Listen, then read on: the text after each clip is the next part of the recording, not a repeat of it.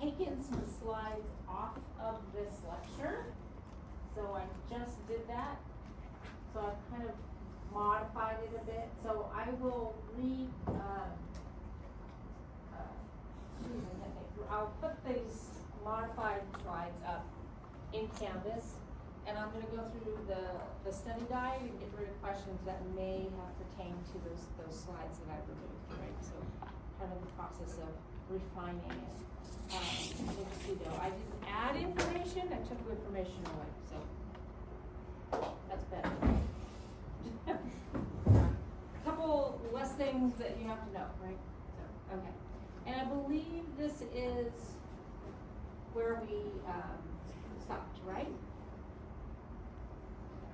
Okay, so we talked about the ontogeny, basically how it develops. Talked about primitive hematopoiesis, definitive hematopoiesis. Okay, and then we talked about how hematopoiesis first occurs in the embryo and the AGM, right? But it first occurs, period, in the yolk sac, right? Which is not in the embryo. Alrighty. Anybody have any questions about all that? Nope. Nope. We're good? Okay.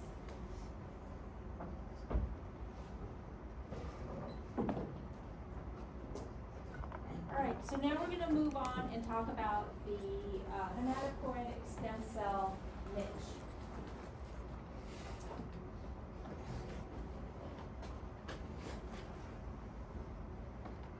So, let's see. So, hematopoietic stem cells are going to be part of the bone marrow, right? So it's going to be in those little canals within the bone. That's where our bone marrow is. Does anybody, I always ask this question, does anybody eat bone marrow? No. Where do you go for this? My brother works at a restaurant in like LA. It's like very high class, I guess, but it's pretty good on like bread. It's just really fatty. Yeah, I know at the Salted Pig in Riverside they do that. And me and my husband were eating there once, and it's the bone.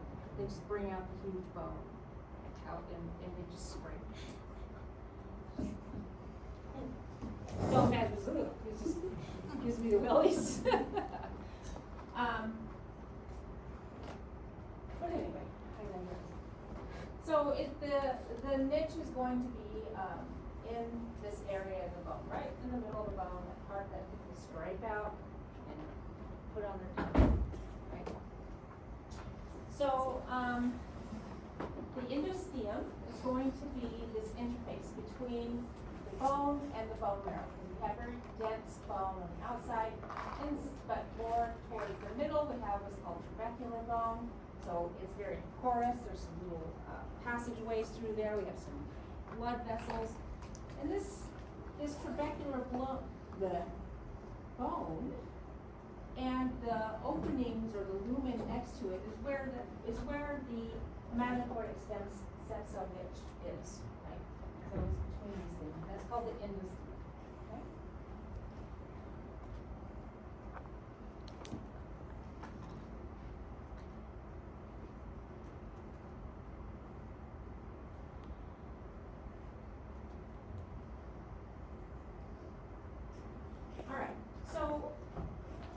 So now we're kind of blowing up.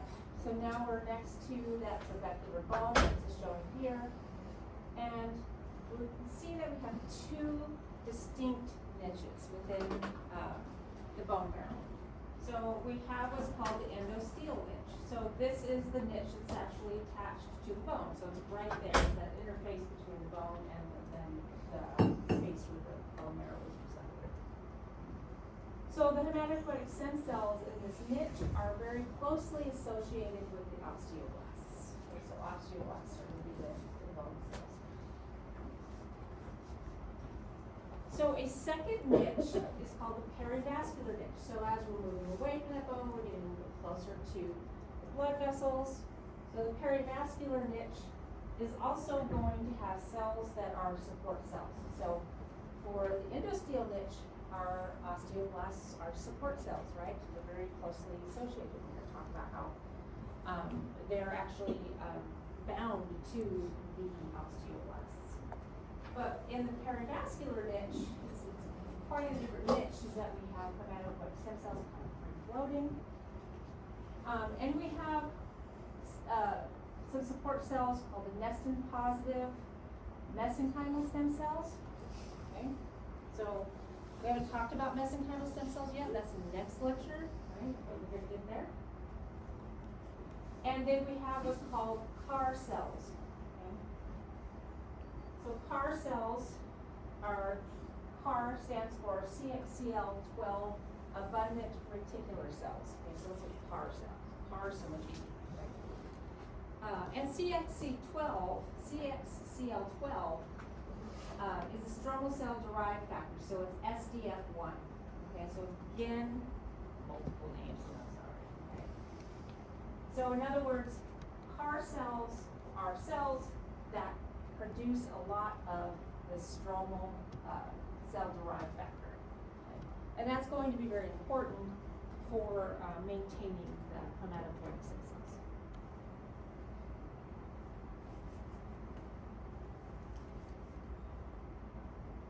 So the nestin positive mesenchymal stem cells are also going to secrete SDF1, but they're also going to secrete stem cell factor, which is another one of those signaling molecules. Okay, so remember all these little molecules are going to be secreted, and these are going to provide cues to the cell about what they need to do, right?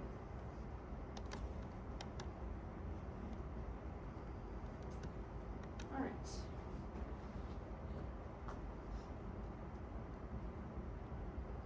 So back to the endosteal niche. So as I mentioned, our hematopoietic stem cells in the endosteal niche are butted up and bound to these osteoblasts. Okay? So here, this is the best picture that I can find. So here is this is the osteoblast, and here is our hematopoietic stem cell here. So some of these interactions between the cells and the osteoblasts include VCAM and VLA4. So VLA4 is an alpha 4 beta 1 integrin. What do you remember about integrins? Huh? Signaling? Yeah, so I mean it's an adhesion molecule, right? Typically we see integrins that are binding to the extracellular matrix. Okay?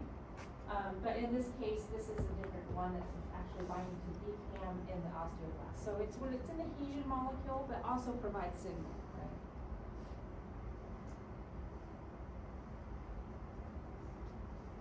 So angiopoietin is going to be another, that's why the Ang1 right there. Angiopoietin is another thing that's expressed by osteoblasts. And hematopoietic stem cells have the receptor for that, which is Tie2. So Tie2 binds to angiopoietin. And then we have thrombopoietin and MPL. So all of these here are helping maintain the hematopoietic stem cell, keeping them bound to the osteoblasts and keeping them quiescent. Right? So they're staying right there. They're being bound and they're staying and they're being quiet. So this is maintaining the quiescent state for these hematopoietic stem cells in the bone marrow.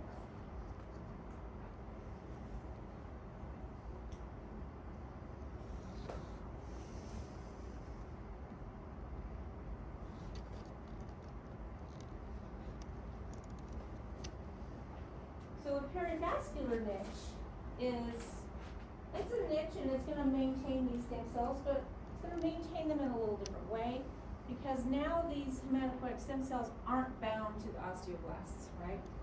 So when the stem cells need to divide and to populate the blood, they're going to disengage from the osteoblasts. Okay, so this is another step closer to them actually being able to differentiate into the cells of the blood. So when they're disengaged, they'll be floating around in the perivascular niche. So we're going to start to divide and start to repopulate the blood. But they're still going to be maintained there in this niche. So both those CAR cells and the nestin positive mesenchymal cells Like I said, they both express the SDF1. And SDF1 binds to CXCR4. So CXCR4 is a receptor for the SDF1, and hematopoietic stem cells have that receptor, right? So this is where we have this little arrow here. This is producing SDF1. SDF1 is acting on our hematopoietic stem cells.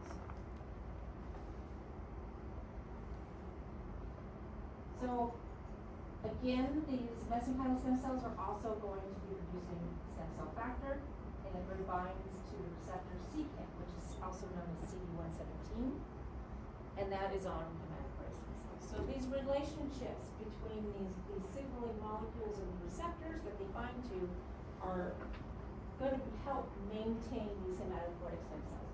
Because these hematopoietic stem cells need to get into the blood, they need to travel in the blood and start to differentiate, right? But we don't want them to differentiate in the bone marrow.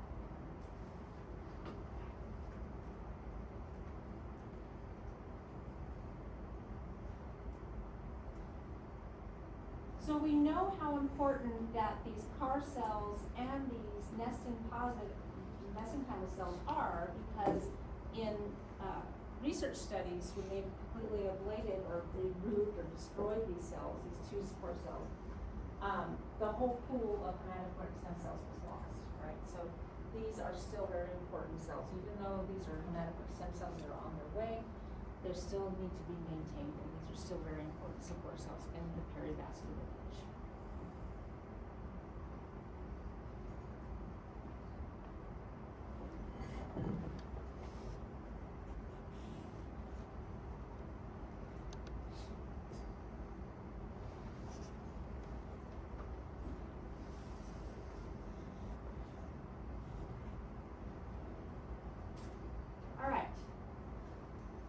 So mobilization of hematopoietic stem cells and homing.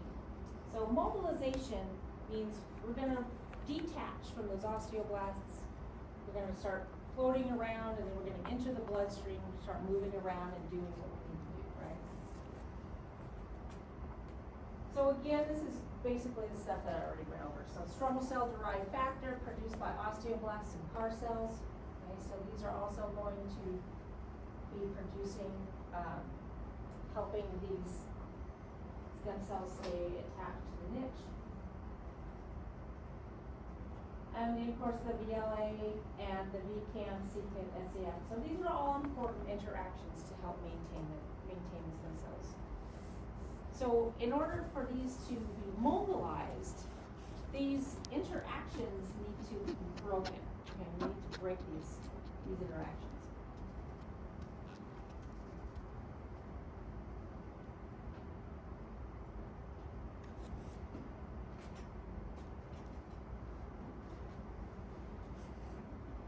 So one of the first treatments was actually replacing bone marrow for people, right? So people had leukemia, and that's a disease of the blood, right? So they would get a donation of bone marrow, somebody would lose a match. So they would actually get healthy hematopoietic stem cells. They were able to produce normal cells, so that would kind of help alleviate the disease. So one of the first therapies that took place to help that was a replacement, putting in somebody else's stem cells, right? So the thing with this is we have to get those stem cells into the bone marrow, right, to be maintained, okay? So you just put it in the blood, those cells have to find the bone marrow and become attached to the niche. So that's called homing.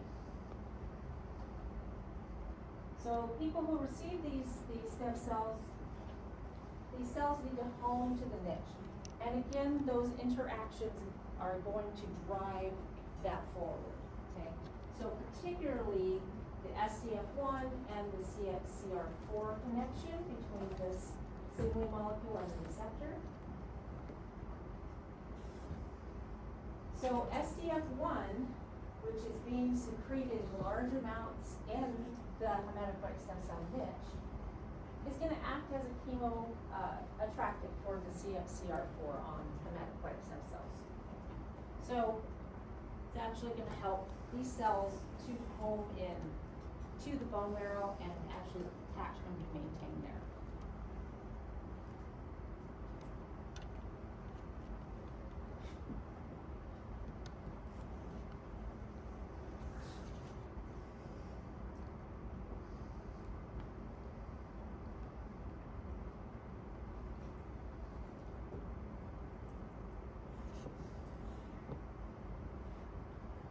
Alright, so when you want to donate your bone marrow, it used to be that they would drill into your bone. But they would actually drill it, I think it's usually the hip bone, and they would just kind of like drain your bone marrow from that bone. And that's a highly painful and, invasive, nobody wants to do that, right? It's hard to get people to volunteer for that. But, thankfully, they've come up with some better alternatives, and they found that there are certain drugs that you can give. One of them being granulocyte colony stimulating factor. And when given this, it causes the release of proteases. So what's a protease? You know what a protease is? Degrades protein? Yeah, degrades proteins, yeah. So the protease is going to be able to degrade certain proteins. And this includes matrix metalloproteinase 9. So these are going to cut and break down these connections, right? So allowing these hematopoietic stem cells to become mobilized and enter your blood. So instead of getting drilled into the bone, you can take this and after time, it's going to be circulating through your blood, and then you can just give blood, and they can isolate the stem cells that way, so much better.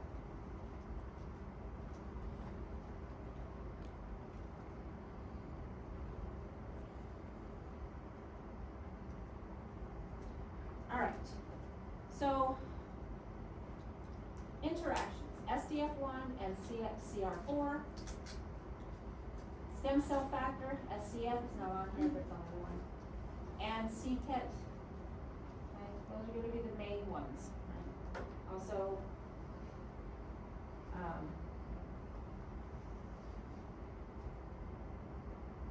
riboflavin and angiopoietin.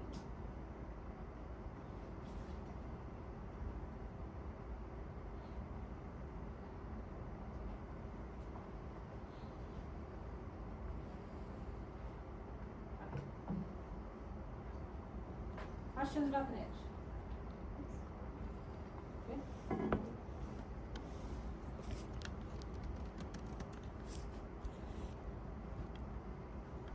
All right. So it's a little history for you. So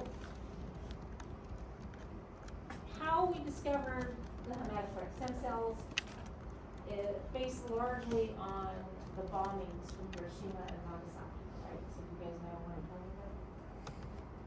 So the nuclear bombings that the US did on Japan. So that took place in 1945. So two scientists by the name of Till and McCullough, who are pictured there, in 1961 set about to identify the cells that are able to replenish these people. Okay, the people that survived are the ones that really suffered the most, because basically the radiation just basically ablated their immune system and everything, right? So in order to help them survive, they needed to have a transplant of bone marrow so they can actually have an immune system and develop blood cells and all that. So they did some work where they did some in vivo bone marrow transplant in mice. Okay. And when they did this, they were able to rescue these irradiated mice. So they would irradiate the mice and completely wipe out their stem cell population in the bone marrow, right? And then they would take other mice and they would donate the bone marrow from another mice into that mice and they would rescue them. So basically these mice would end up being healthy. Okay. So this is how the treatment was developed, basically in helping people with leukemia and even people that suffered from the radiation of Hiroshima and Nagasaki.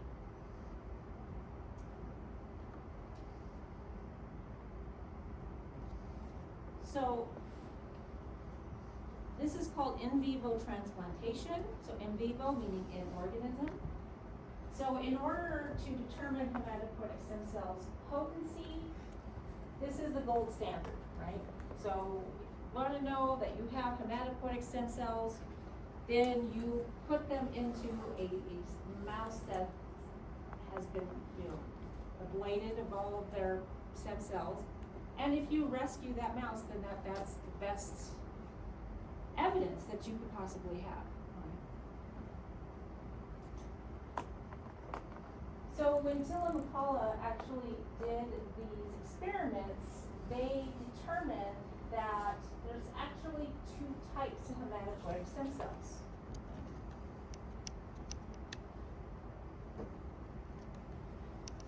So they found that these two types are called long-term, this is what they name long-term hematopoietic stem cells, and short-term hematopoietic stem cells. So when the mice got what they consider long-term hematopoietic stem cells, the mice were fine and they lived a normal, healthy life. But ones that got short-term hematopoietic stem cells, they were immediately recovered or rescued, but these stem cells were not good for long term. So eventually it caught up with them and the mice were not okay.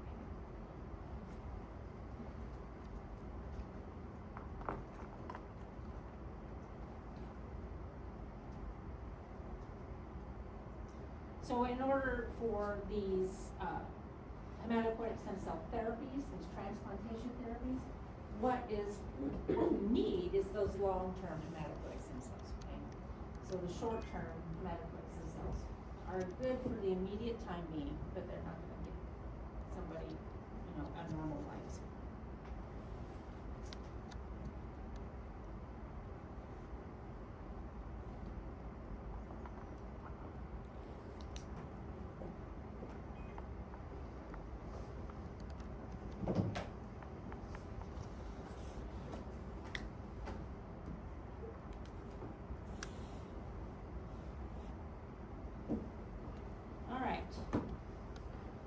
So now to identifying hematopoietic stem cells.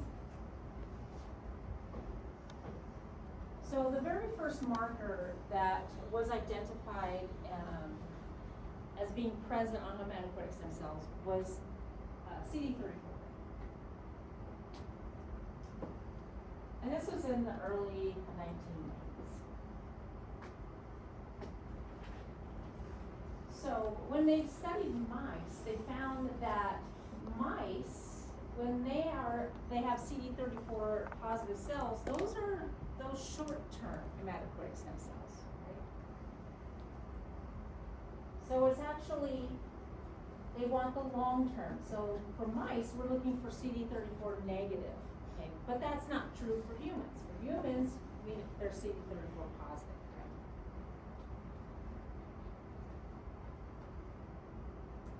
But within those CD34 positive, for humans, we also have the lineage-restricted progenitors as well. So we can't isolate hematopoietic stem cells based on CD34 alone, right? So other markers for human hematopoietic stem cells needed to be identified.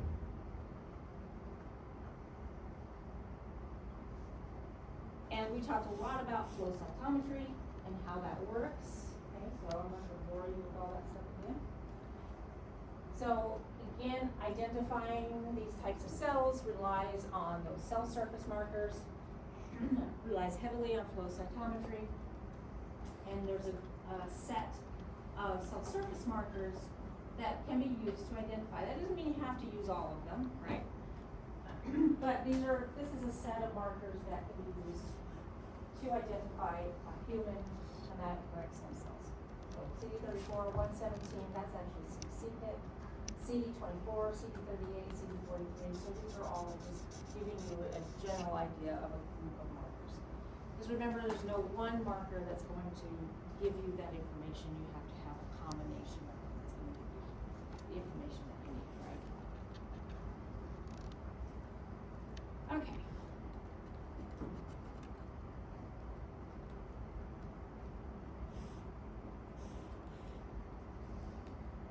So we've learned from mice that hematopoietic stem cells have this hierarchy, right? So the long-term hematopoietic stem cells, those are the best ones, right? In hematopoietic stem cells, which all of them are adult cells, adult stem cells, right? Adult stem cells aren't nowhere near as potent as a pluripotent stem cell, right? So, but when it comes to hematopoietic stem cells, our long-term ones are the best, they're the most potent ones, right? But there is that hierarchy where they will start to develop, start to differentiate, so they develop what's called short-term hematopoietic stem cell, and then it's that short-term hematopoietic stem cell that develops into a progenitor, and so on and so forth, right?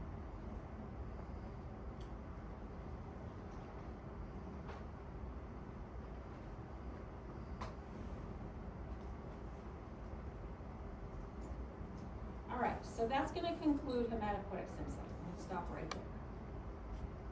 And so, there you go. That's how you just scratch it all out.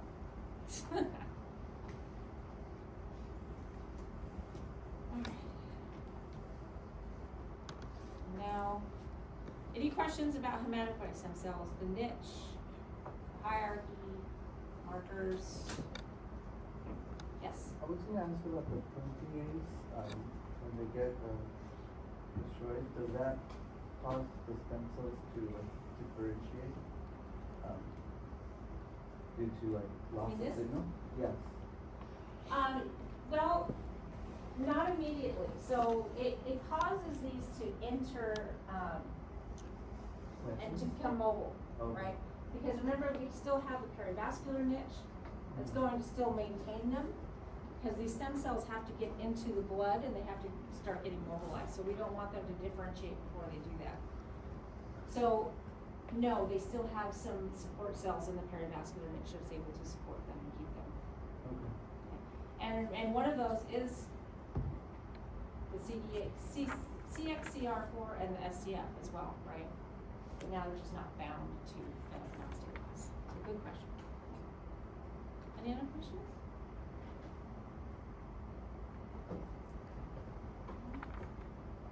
All right.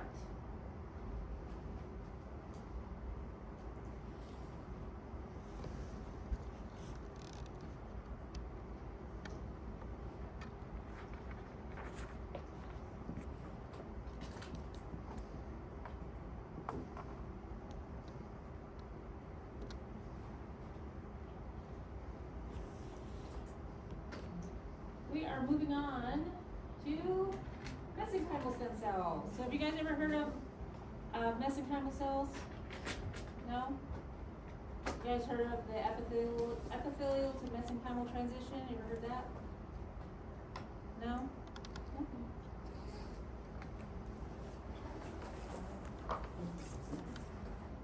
So these mesenchymal stem cells are mesoderm derived. So they're a little bit mysterious, and you're gonna see why. Okay. They're actually more newly discovered, and it's really interesting that people are really looking at these for a lot of different therapies because they tend to have some abilities that other stem cells don't have. So they're really kind of a mysterious little thing. So the information on these is emerging, right? So we do know that these stem cells are responsible for the development of the musculoskeletal system. Okay? So all of these mesenchymal stem cells are characterized by giving rise to this mineralized structure or any tissues that can handle like the high tensile strength, like muscle, stretching, pulling, all that stuff.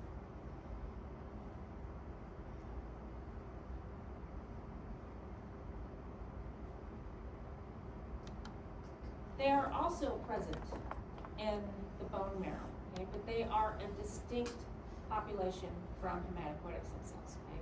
These are not hematopoietic, but they are there with the hematopoietic stem cells, okay?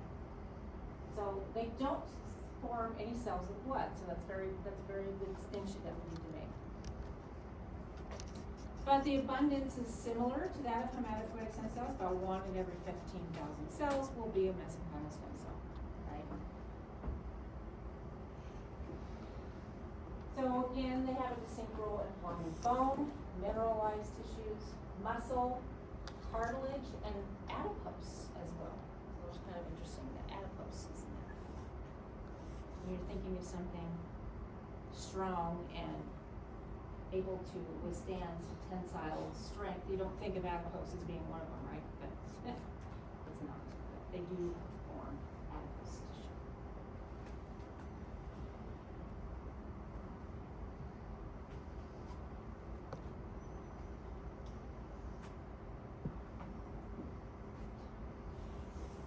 So interestingly enough, even though that these are mesoderm derived, they find that there are mesenchymal stem cells that they believe have not derived from the mesoderm.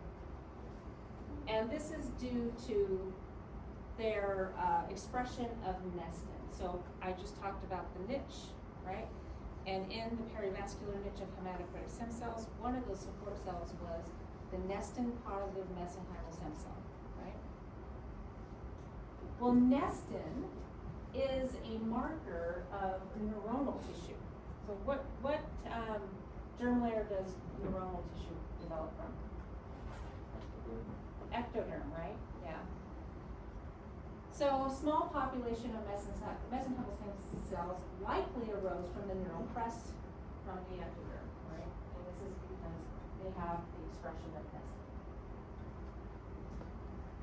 So the neural crest cells later, primitive streak, after we're developing the neural tooth, these neural crest cells can come off the top, and they become migratory to start to move and form tissues. These are typically from the ectoderm.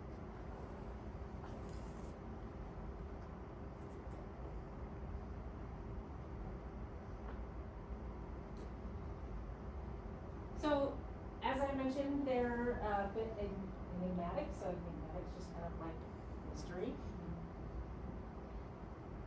So we find mesenchymal stem cells in many different types of tissue. Okay. We find them in the blood because they're in the bone marrow, right? We find them in the bone marrow. We find them in teeth. And that kind of makes sense because there's bone in there, the teeth are bone. Adipose tissue, in the skin, right? Placenta, in the umbilical cord, and in the amniotic fluid, right? So this is all places where mesenchymal stem cells have been found.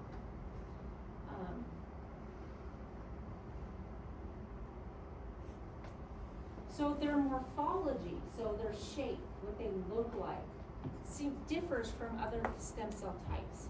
So typically growing stem cells in a dish, we see tight clusters, colonies of these stem cells.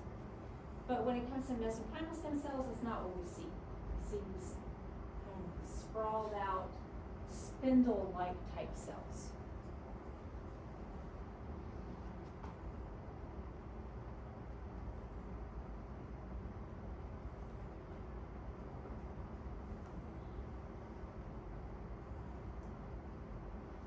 There's actually some controversy when it comes to mesenchymal stem cells. So there's been, in fact, you could probably go online and find either videos or papers that say that these mesenchymal stem cells can differentiate into tissues like hepatocytes or cardiomyocytes, because there's some research that was done and the evidence supports that they can do this. But it turns out that there's other people that say, no, we don't know what's happening. So this is one of those things that happens with things that we're learning about, right? We get kind of two sides of the coin, and we have to figure out which one is true. But right now, we're gonna say that no, they don't do that. Okay? They are a bit enigmatic, but they aren't. So one of the things they say is that they're another type of pluripotent cell, and that's just basically not supported. Okay.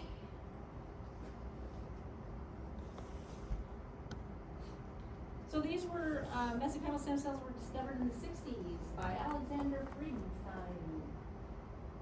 So he did 3 experiments where he transplanted non-hematopoietic cells from the bone marrow. And he was able to form bone, cartilage, fat, and of course fibrous tissue.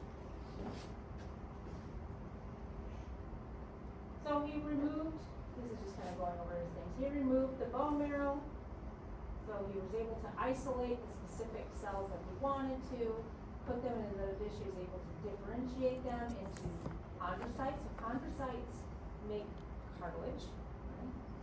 Adipocytes, fat, and osteoblasts, or bone. He was also able to take those in a dish and put them into another mouse, and he could form bone. So that's ectopic bone. So that's bone where bone shouldn't be.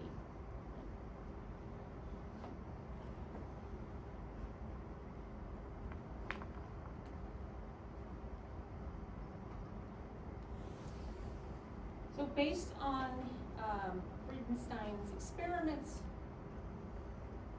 the International Society for Cellular Therapy has developed a set of criteria specifically for the identification of mesenchymal stem cells.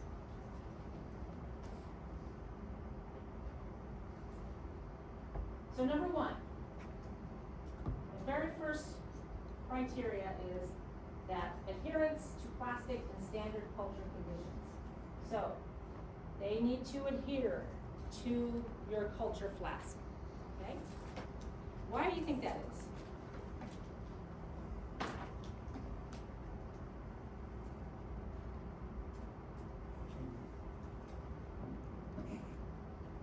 Any ideas why that would be an actual criteria for identifying them?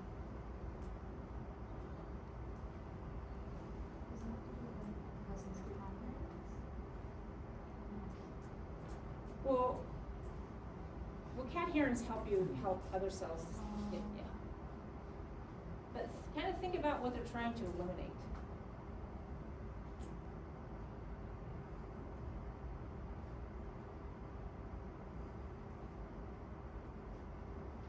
It being mobile? You eliminate, say that again? It being mobile? Because you wouldn't expect mesenchymal cells to be mobile, right? Because there are cells that make up bone, that make up muscle, right? So what kind of cells would you expect to be mobile?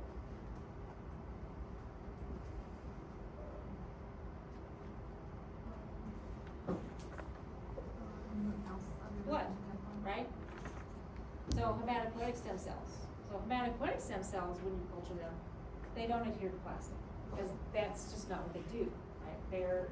They flow through the vascular system. They don't form these tissues together. They don't bind together and form these tissues. So the very first criteria is that, okay, when you culture them, they need to be adhering. Because everything else is not going to adhere, it's going to be hematopoietic stem cells. Or hematopoietic in nature, some sort. So the second criteria is basically a set of markers. So it says positive for these, CD105, CD73, CD90, but negative for these. So 45, 34, 14. So, but CD34, what does CD34 say? Where did we just hear that? Mice and humans? Huh? Mice and humans? In what kind of cell type? Hematopoietic, right? So negative, so we don't want to have the hematopoietic. These are other markers that are going to eliminate these as being indifferent. So the third criteria is that in vitro differentiation. If you plate them into a flask should be able to differentiate them into 3 different tissues.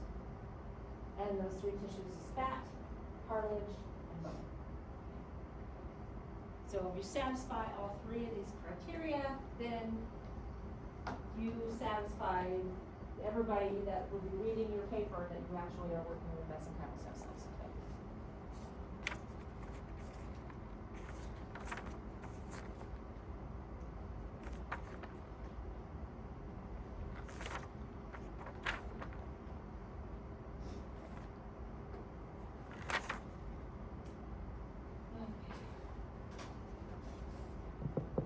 I always forget to open it.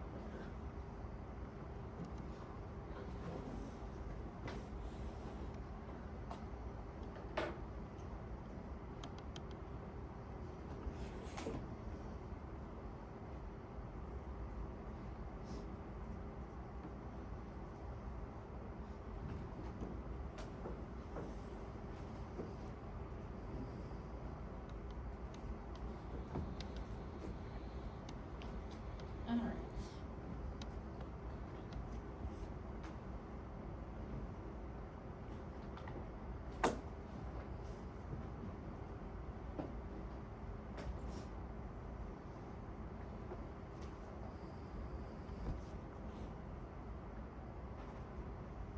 So before I open this, you guys do know that you can go into iClicker and see these questions, right? Oh, okay, I just see you taking pictures of it, I just want you to know.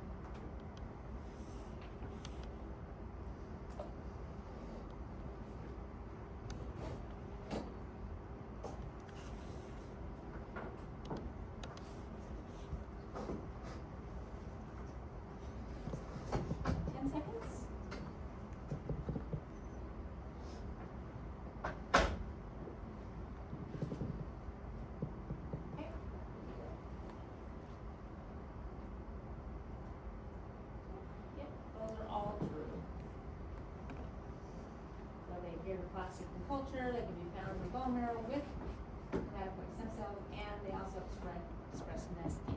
So nestin is primarily expressed by neural tissues. Okay.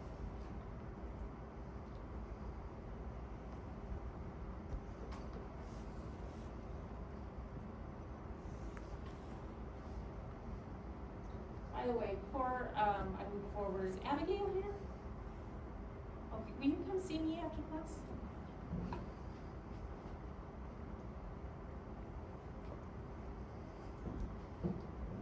All right.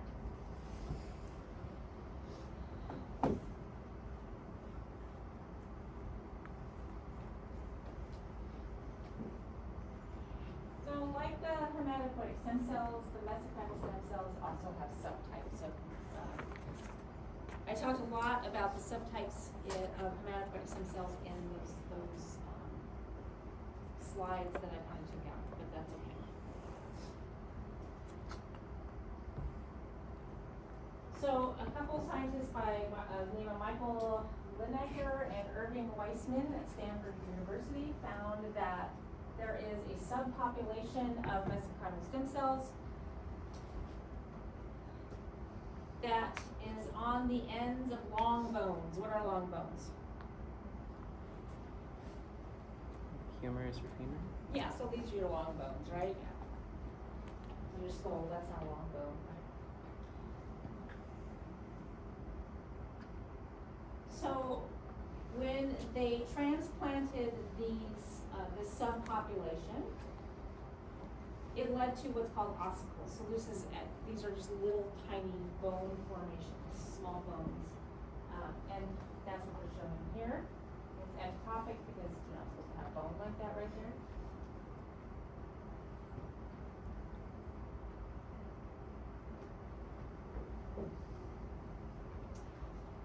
So they found that BMP2 was important for differentiation of these cells, and they named these cells skeletal stem cells because these are mesenchymal stem cells that can't do what?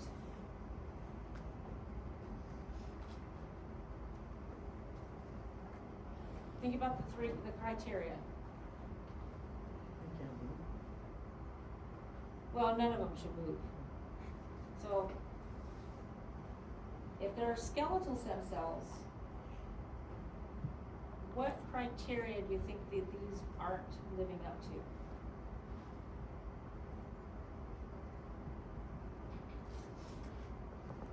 Fat?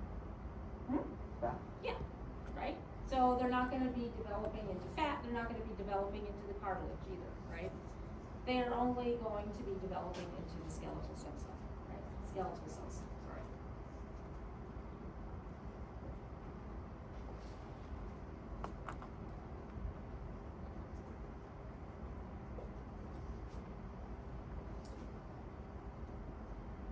So these are not gonna develop into fat, they're gonna develop cartilage, muscle, oh, well, they do get cartilage, I'm sorry. They can't develop into muscle, so bone and cartilage.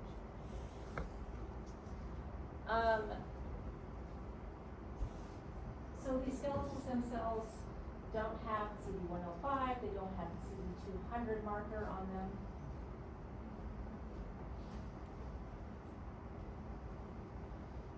Remember, CD105 is one of the criteria for positive for mesenchymal stem cells.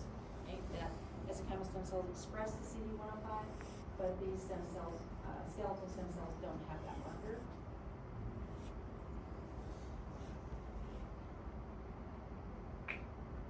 So these are going to develop into the cartilage, bone, right, and some stroma cells as well.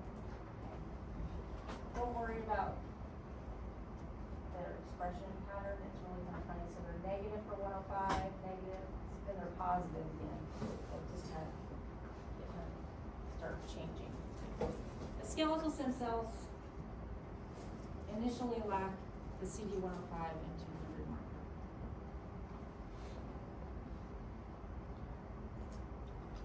All right.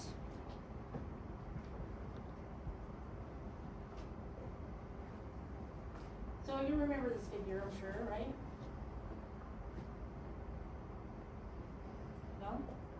Yes? Okay.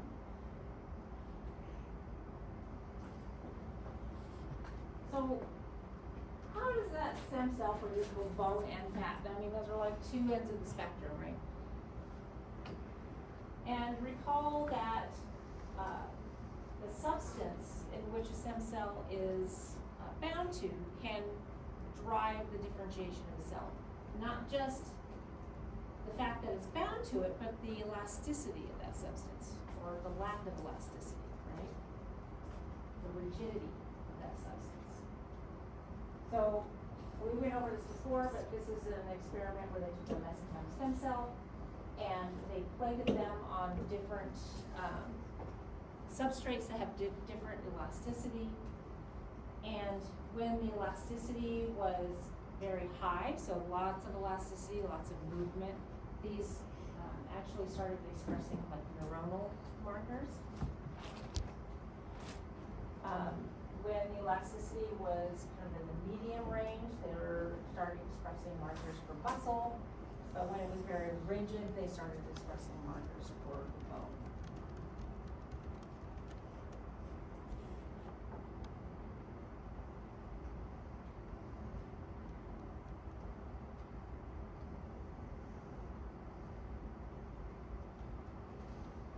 All right.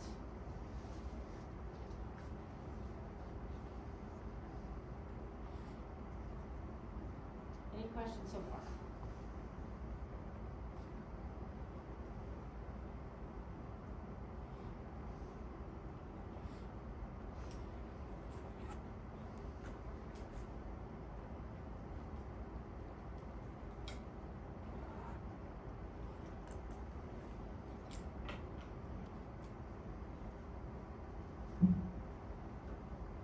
So now we're gonna talk a little bit about the cells in the skeleton, how they come about, and how mesenchymal stem cells can form bone. So just first, let's get this out of the way. Osteoblasts. Osteoblasts are cells that build new bone. The new bone is called osteoid. And so it adds calcium and mineral deposits to the cells, and these typically line the surface of the bone. Then we have osteocytes. So osteocytes are derived from the osteoblasts. So osteocytes remain in the bone, and they have an ability to sense pressure and cracks. And then we have osteoclasts. So osteoclasts are actually part of the hematopoietic lineage. So here's where they start kind of overlapping and blending with each other a little bit. So osteoclasts are involved in dissolving bone. So if you are to break, anybody break a bone before? Yeah, so if you ever break a bone, you will have, these osteoclasts will go and they'll chew away like the ragged bone at the part of the break. Right? And they do that so when new bone is laid down, it's kind of more laid down in a nice neat manner, right? So instead of having this rigid, shattered topography, basically, they kind of clean it up and make it nice and neat, and then when you go down, it's nice, flat. So that's what osteoclast.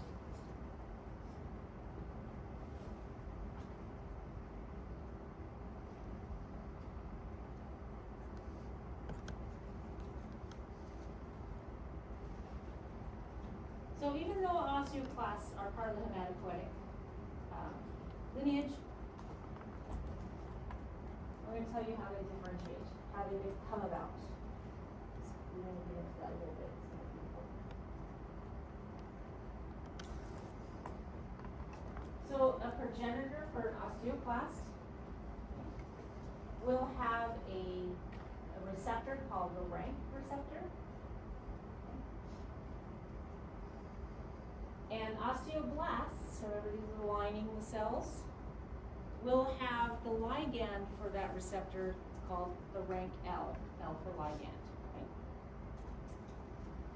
So osteoclasts, when they come into contact with the osteoblasts, their receptor will bind to that ligand.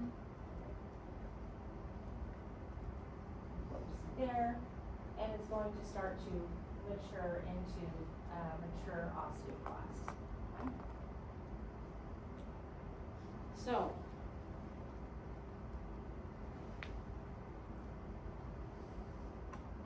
in order to form bone, we got to be sure that we're not making those associations. Remember, so those ligand and receptor associations are going to give signals to the cell about what they need to do.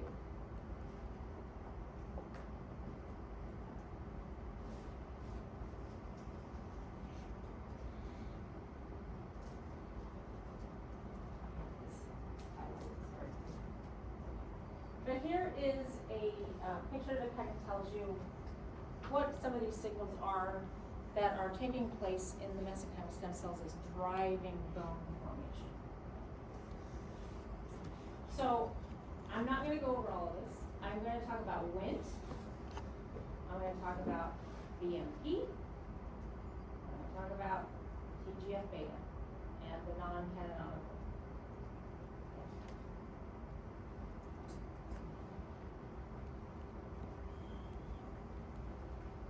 So these pathways, these Wnt, this is the canonical pathway. Do you remember what canonical means and non-canonical? No? Canonical being the traditional, the typical, the most common, right? So this is the most common Wnt pathway.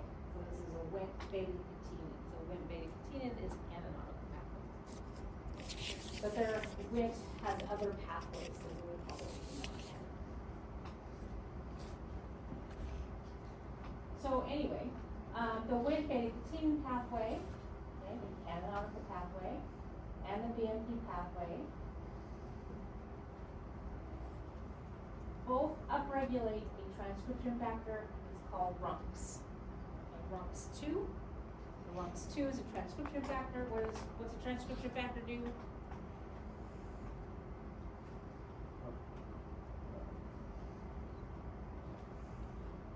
Regulates gene expression How does it do that? by silencing or promoting. How does it do that? Attaching to enhancers. Yes, so it binds to actual DNA around the enhancer region. Yes, and that's it. Okay. Very good.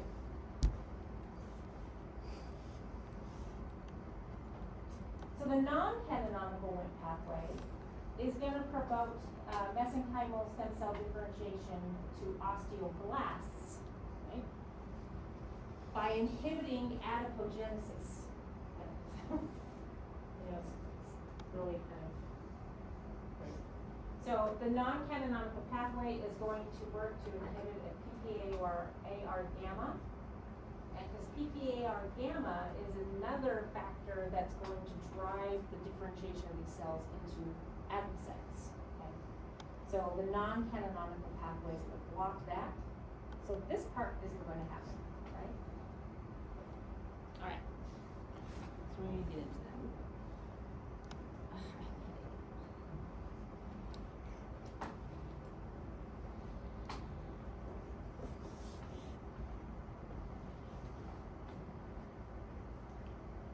So RUNX2 is a master regulator of the osteogenic lineage. So it's a master regulator in producing bone.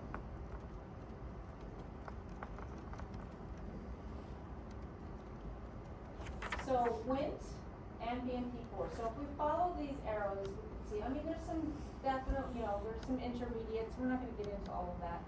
But these Wnt binding to frizzled, right, upregulates beta-catenin, right? Beta-catenin then is going to act as a transcription factor, regulate some others, are going to act as a transcription factor, regulate, so on and so forth. Ultimately, what we're doing is we're upregulating RUNX2. RUNX2 then is going to promote the expression of osteoprotegrin. Osteoprotegrin is a rank L decoy. So what's a decoy? Huh? Yeah. So if it's going to basically act like rank L, which is the ligand that binds to the rank receptor, right? So because of the upregulation of osteoprotegrin, we have a binding of the decoy to the receptor, right? Receptor. So what happens is we're not going to get the differentiation to the osteoclasts, right? Remember, that association needs to happen for osteoclasts to develop. Right? Make sense? So the fact that we have that decoy, we're stopping that process.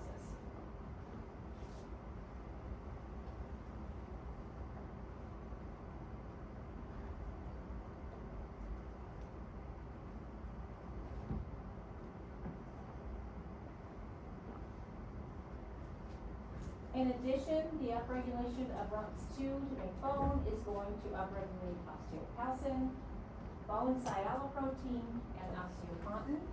Okay, these three. And these three are going to drive the differentiation into osteoblasts, actual bone. So when we have Wnt, BMP, and then we have the non-canonical Wnt, we're ensuring we're driving it to the bone. We're ensuring we're not going to get osteoclasts, and we're ensuring we're not going to get adipogenesis, right? So we're going to get our bone formation with this combination.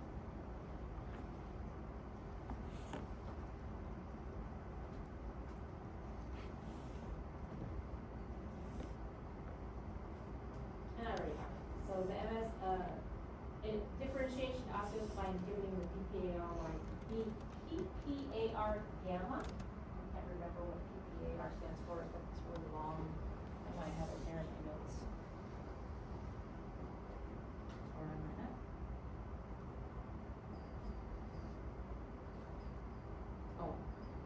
peroxisome proliferator activator receptor. Just in case you were curious.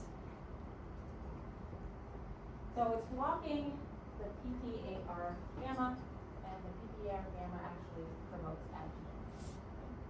So all of these things working together to get bone formation.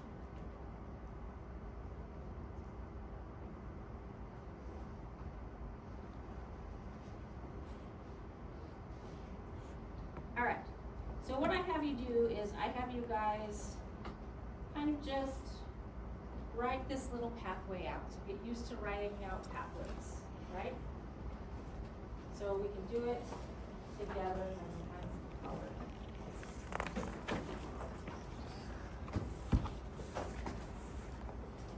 So the BMP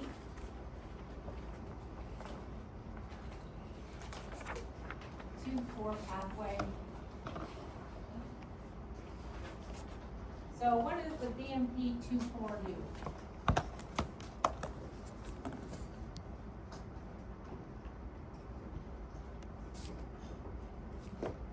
So I have an arrow. What does the arrow mean? Upregulate. Yes. So what does it upregulate? You can just give me the major. Or rungs? Rungs, yeah, rungs. So rungs. Okay,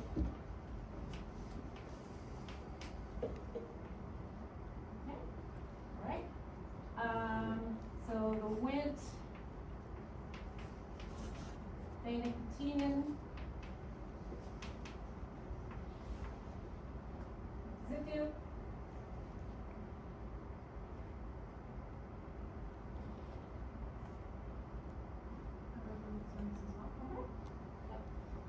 Regulate trunks.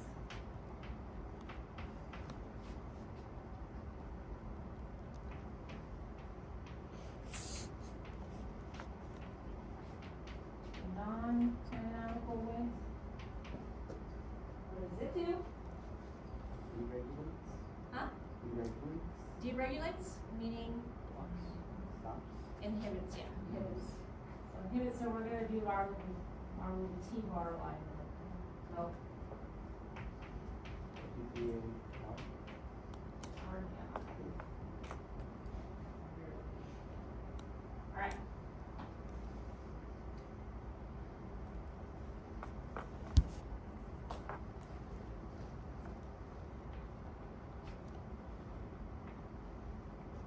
So RUNX is upregulated. What's happening?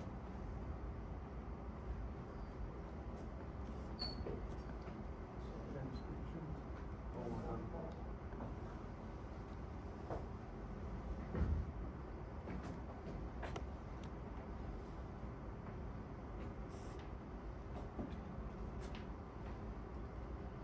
What's happening? Differentiate into osteoblasts. Well, what's it gonna do to do that? The transcription factors. Like what? What's it gonna upregulate? Osteo which one? Protegrin? Osteoprotectin? Yeah.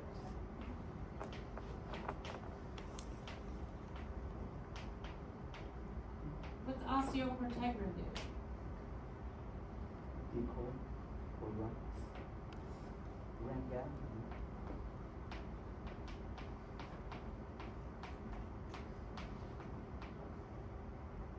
Okay, so what does the Rank-Al decoy do?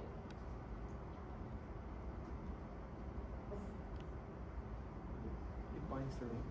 Huh? It binds to ring. It binds to rank in order to, Stop producing osteoblasts. so this is going to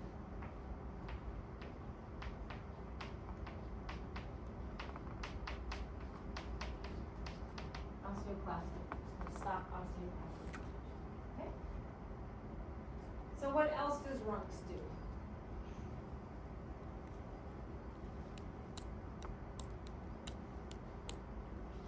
Upregulate osteoclampsin.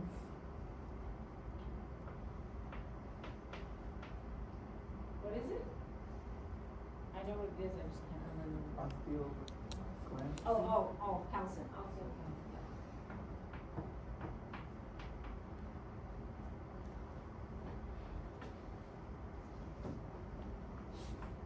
And there's other ones, the bone sialoprotein. Right? And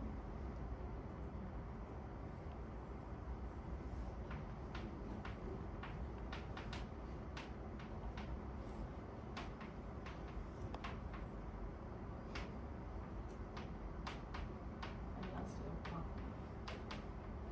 Okay, and what do these do?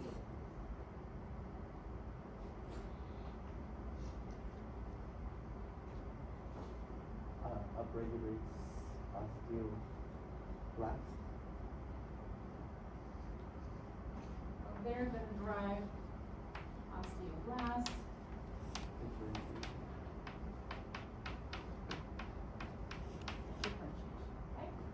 Alright, so the non-canonical pathway is blocking PPAR-Y. So what does PPAR gamma do? So yeah, so we're gonna make a little arrow up here.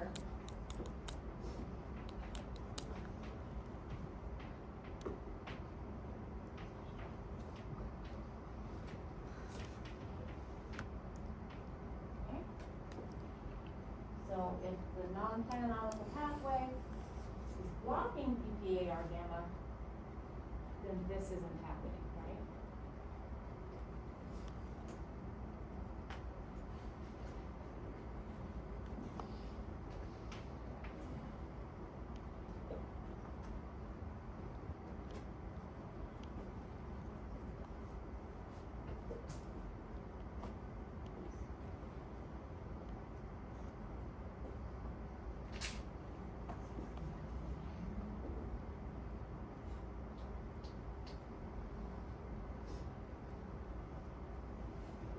Okay.